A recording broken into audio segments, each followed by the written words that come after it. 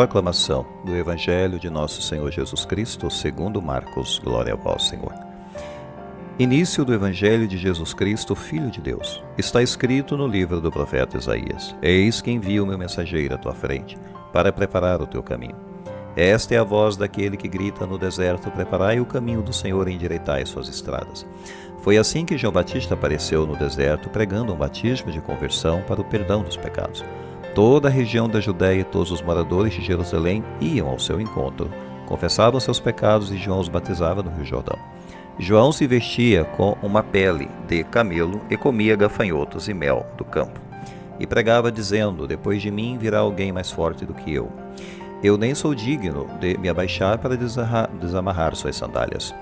Eu vos batizei com água, mas ele vos batizará com o Espírito Santo. Palavra da salvação. Glória a vós, Senhor.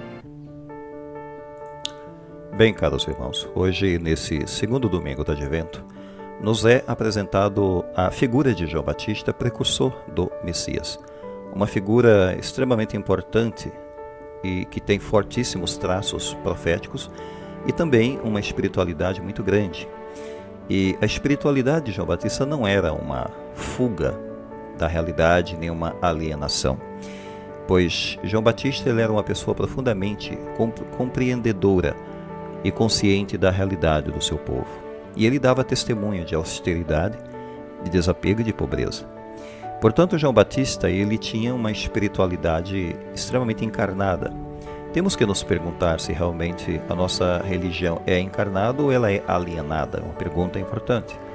Quer dizer, uma espiritualidade fora do compromisso com Deus, da realidade, fora da transformação social, enfim. A nossa fé precisa exercer influência nos ambientes em que estamos, seja no ambiente familiar, empresarial, social, etc., para ser uma espiritualidade transformadora, que era de fato a espiritualidade que João Batista tinha. A nossa fé, ela precisa fazer brotar o compromisso. E a palavra, então, hoje é dirigida a João no deserto.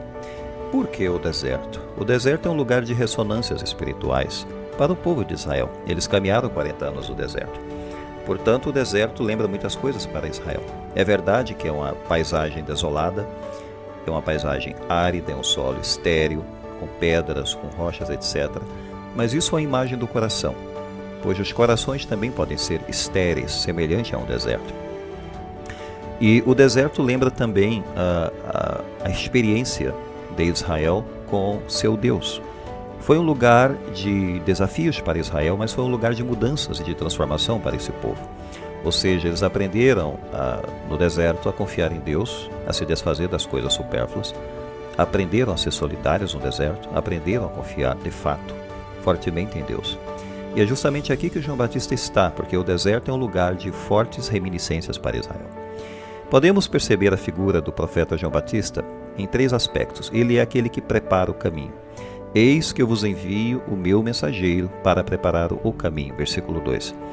De fato, preparar o caminho era uma coisa conhecida naqueles tempos. Um rei, quando decidia ir a um determinado lugar, ele levava consigo uma equipe, ou mesmo alguns batedores iam até a frente, pelo caminho onde o rei iria passar, e eles iam observando as estradas, observando as pontes, se não havia nenhum problema para o rei chegar no seu destino final.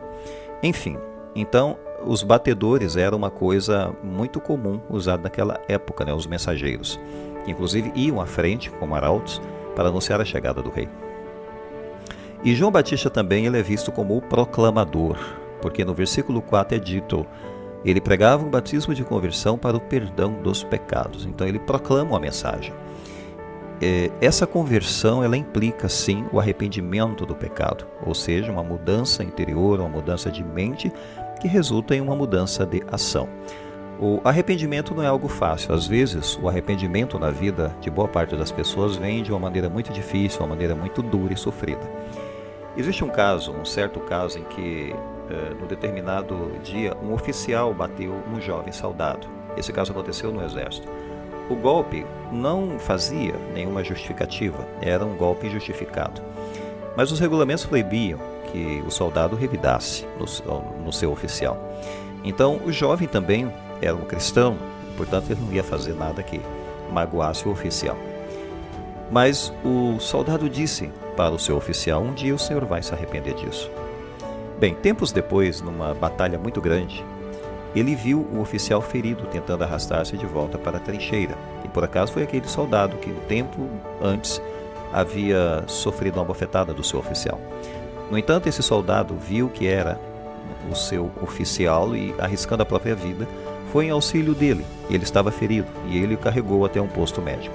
Enquanto o oficial esperava o médico, ele tomou a mão do soldado, gaguejou um pedido de desculpas, porque ele sabia perfeitamente que ele havia ofendido esse jovem soldado anos antes.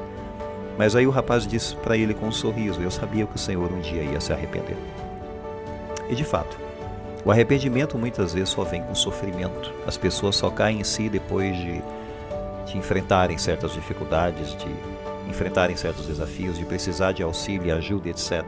É que elas caem em si e percebem que precisam das outras pessoas, que não podem humilhar as outras pessoas, pois aquela pessoa pode ser justamente a sua salvadora, digamos assim.